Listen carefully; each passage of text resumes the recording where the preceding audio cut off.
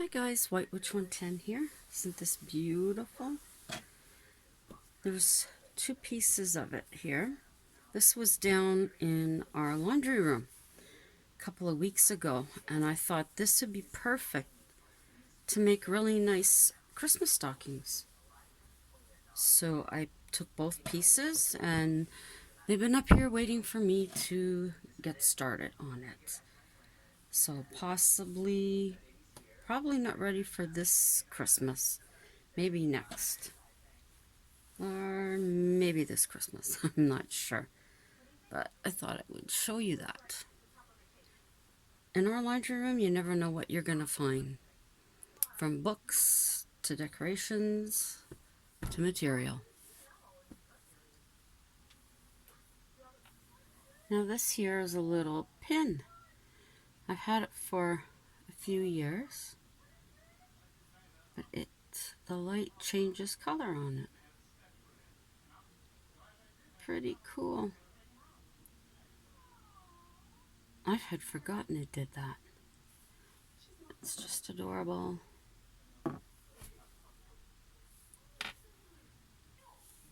And here are some of my holiday earrings. Little ornaments. The glittery light bulbs. And then the little presents. Candy canes, the wreaths. These I wore to the Christmas party. I love these ones. They're so cute. This guy does have a mate, but my jewelry box fell, so I'm not sure where it is. And then these little jingle bellies, the candy. I do have the other one of this, and there's also a necklace. Let's see. Whoops. It's a reindeer. I also do have angels too, and then this one here. I don't know where the mate to that one is either, but doesn't matter. I'll switch them up, and like I'd wear those too. So those are my Christmas earrings. Okay, tonight, let's be watching the Patriots and the Bills play. He does not like the Patriots. Tonight, I'm going to start off with facts regarding The Bishop's Wife, the movie. It was released December 9th, 1947. Lux Radio Theater broadcasted a 60-minute adaptation with David Niven on December 19th, 1949, and Cary Grant March 1st, 1954. The Screen Guild Theater presented a 30-minute adaptation March 1st, 1948, starring Cary Grant, Loretta Young, and David Niven. This was Cary Grant's 51st film. Teresa Wright was abruptly fired and was not recast because she was pregnant. William A. I'm not going to even attempt the last name, and Samuel Goldwyn started the film over again. They had already put in $1 million. Grant and Young had a complaint in regards to the way that a certain scene was being shot, that the wrong side of their faces were being filmed, and they wanted the right side of their faces filmed. When Goldwyn found out that the scene was being retaked, he asked why. And when it was explained to him, he said half a face, half a salary. Needless to say, the subject never came up again. Originally, Grant was the bishop and Niven was the angel. Henry Coster, the director, convinced Grant to change roles. It became Grant's most widely praised of his career. The harp was played by Mr. Langton, and the close-ups were of his hands. Now, the next fact is stockings. March Brothers, novelty wholesalers, made Christmas stockings in 1911. Stockings had strings to close them. Wholesalers sold stockings to drugstores and candy stores, which they filled and sold. In the 1800s, Tom Smith, the Cracker King, made Santa Claus stockings in 5 sizes in Canadian stores. They were meant for toys. Boys' stockings included motor cars and railway trolleys. Girls included little rocking horses and baby dolls. Board games like snakes and ladders and card games were also in the stockings. Flags, pennants, and little boxes of chalk. These stockings were rough, and employees stuffing them complained of their hands feeling raw. In 1939, Morgan's department store in Montreal included books, horns, and other items in the stockings. Shipments from Smith stopped as a result of World War II. Mendoz de Foy and Wilfrid Legault, wholesalers in Montreal, sold thousands of their stockings beginning in the late 1920s. In 1945, they produced 500,000. Some had snowmen and reindeers on them. During World War II, Canadian women made stockings from mosquito netting and bits of leftover wool. Churches bought stockings and filled them for their Sunday school students. Some stores filled stockings with candy that they couldn't sell during Halloween or past Christmases. That doesn't sound too appetizing. Now, department store Santas. G.A. Holland and Son had a Santa who roamed the store and stood in the showcase window. In 1899, the first store in Montreal. 1900, a rival store, Ogilvy's, had their own Santa. Their Santa handed boxes of chocolates to children. Aging actors and out-of-work clowns and carnies were employed as store Santas. In 1909, a magazine encouraged Santas to spend part of the day in the store windows. Eaton's department store rented Massey Hall and gave out tickets for a show with Santa. This took place until the end of World War I. In 1937, Charles Howard began a one-week course costing $15 to teach Santas what to say and how to act. This came out of his distaste of sloppy Santas. Clowns and carnies swore and smoked, causing their teeth and beards to yellow. This, of course, would change. Unschooled Santas made $10 to $15 a week. Schooled Santas made 5 times as much. The National Association of Professional Santas was formed and gained memberships. During a convention in 1937, there was a debate as to the length of Santa's beards. Burke's Jewelers created a Santa out of rubies, emeralds, diamonds, and pearls. It was 8 inches tall, and the cost $30,000. It appeared in the store in the 1920s, and in the 30s, it was taken apart and sold as bracelets. Santas spent 140 to 150 hours working.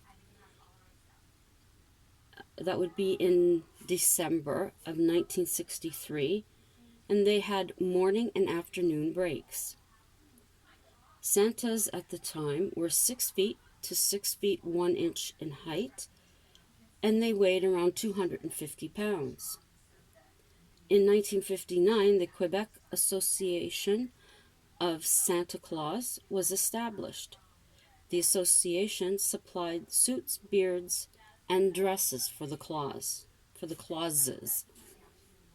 Victor Nevada hails from Calgary and was a professional Santa. He began playing him in the 1970s.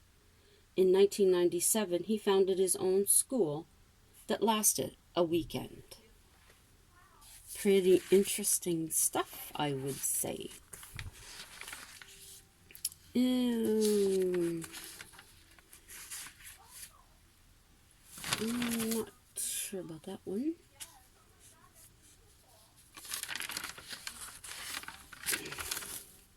Wrapping paper. In the 1800s, a Montreal glee club presented Christmas souvenirs to each other, wrapped and tagged with the person's name. In 1899, a Halifax stationer carried brown and manila paper and white in different sizes and weights. By 1867, mills in Quebec supplied Canada with the paper. Fancy tissue paper was used by jewelers and candy shops. This paper was imported from Britain. As tissue paper became popular, its high price in 1868 dropped. The Denison Manufacturing Company of Massachusetts invented gift tags. In Toronto, Cop Clark began making holly boxes, and they were small boxes that could be placed in stockings. In 1908, he offered holly paper. In 1922, the Hall brothers unveiled a line of wrapping paper. The first foil paper came from Switzerland in deep colors. Canadians had pastel foils afterwards. Canada Foils Limited of Toronto offered foil paper, ornaments, and icicles. Interlake Tissue Mills in Meryton, Ontario, manufactured tissue paper. In 1930, Denison opened a 29,000 square foot factory in Drummondville, Quebec. Here, paper was designed and printed. The new cylinders could reproduce patterns quickly. In 1940, Simpson's department store in Toronto built a special booth for wrapping gifts on the second floor. And bows. Canadian merchants tied packages with brown cord. In the late 1800s, red and green were used at Christmas time. In 1905, Eaton's imported cording from Germany. This was the first tinsel cord intended for tying gifts. In 1910, Canadian women found cloth ribbon much better as it didn't tarnish. Eaton's advertised parcels looking twice as festive, and Hudson's Bay said, daintily tie up. In Canada, Denison manufactured ribbons of cellophane. Soon competitors came out with rayon ribbons. Some were printed with stars and Santas. Hallmark ribbons were made from acetate rayon. Zine were made from rayon fibers and glue that curl when scissors are scraped along them. I've used those quite a bit in the past, and I still have some. J.J. Thayer, in 1951, invented a machine to make bows, different machines for different sizes. The machines automatically applied the adhesives to the bow. I got a feeling I already read those two. But there you go, I read them again. Now I'll go back to the story. I don't know if I read about Yule. Oh, happy Solstice, by the way. Today, happy Yuletide.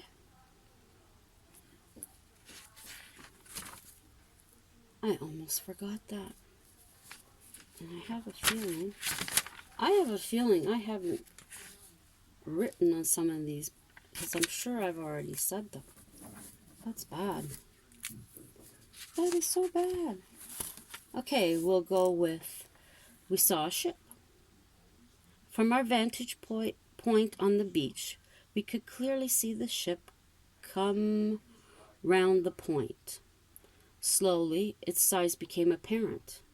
Its sails were huge. We thought nothing of it, since there was a pirate ship in the area for parties. It gracefully sailed across and disappeared behind the other rock formation. We went further along the beach, enjoying the fresh air.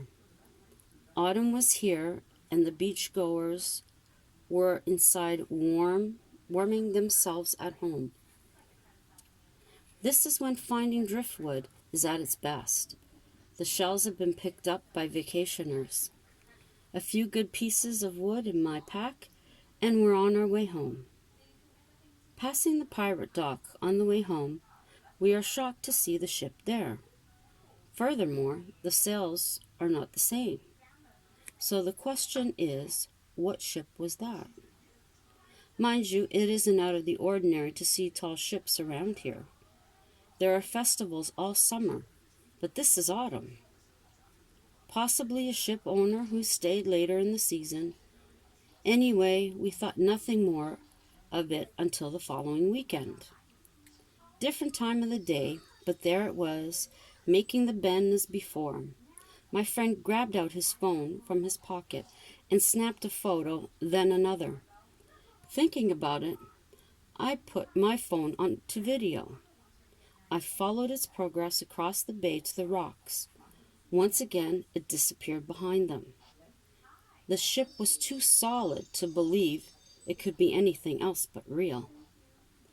By now, our pirate ship was stowed away safely until next year's late spring. My home is not far from the bay. Matter of fact, I can see it from my living room window.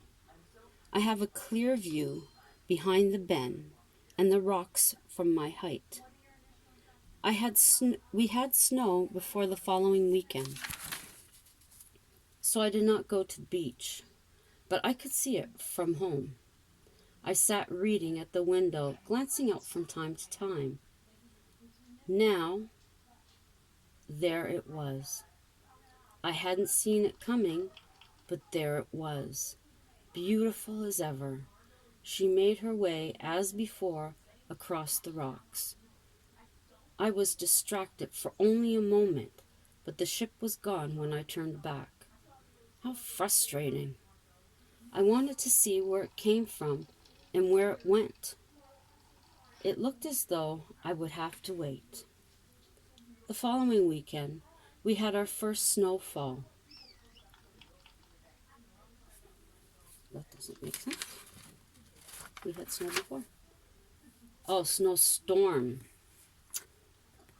Okay, yeah, we had our first, sorry about that, we had our first snowstorm. I was worried I wouldn't see the ship through the lake effect snow. Armed with binoculars, I prayed I'd be able to see. Out of nowhere she appeared. It almost seemed as though it wasn't snowing around it.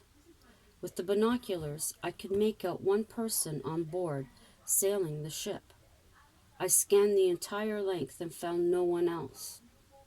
The face was young and vaguely familiar, although I couldn't place where I had seen it.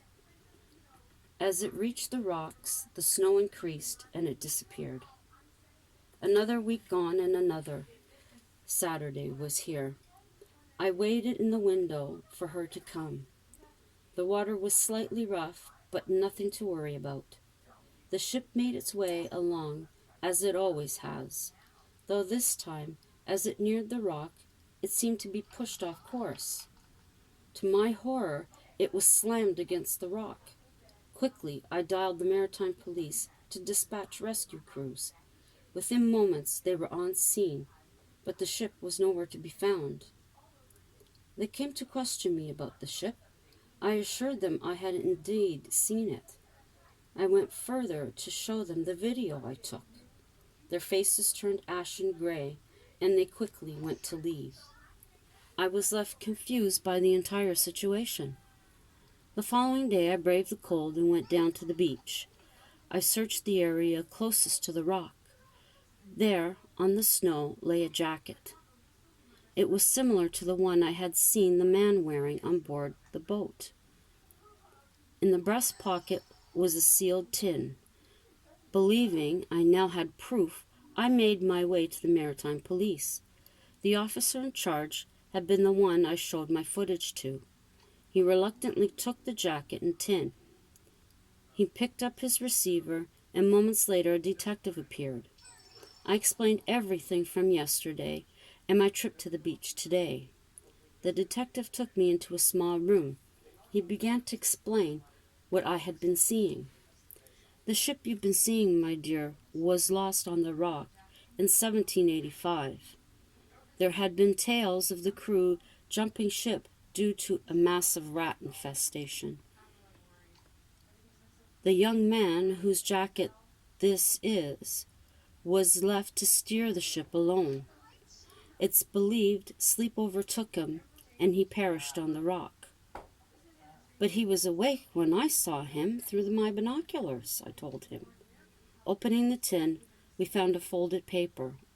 Opening it up, it read, "To who finds, spelt with a Z, this with a Z, tin, please bury my M-I coat and this with a Z, tin, in my with a I family grave, Jacob." The detective made quick work to find the plot and have the items buried. I attended the small service. The following Saturday, as I sat in the window, she appeared. Quickly I picked up my binoculars, searching for the young man. Then I spotted him by the railing. I read his lips. "Thank you." And he, along with the ship, disappeared for good. And that's tonight's story. And if I have told you facts that I already did before, so sorry, but I guess it's good to hear them again. Whoops, I went too far. Oh. I'm writing done on this, so I know I've already read it. Okay. So story I'll be telling you another time is called Village Gossip.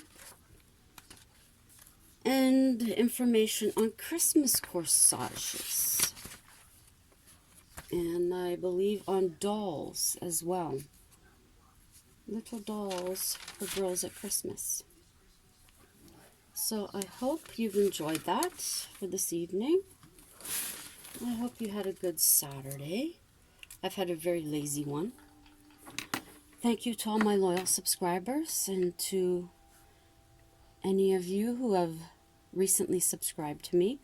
I hope you continue to enjoy my content. Check out my other videos, please. Give thumbs up to any that you find interesting. Share them out if you wish. Leave me a comment. I do get back to my comments.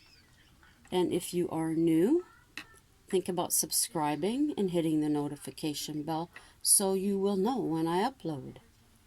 And then until tomorrow night, ciao for now.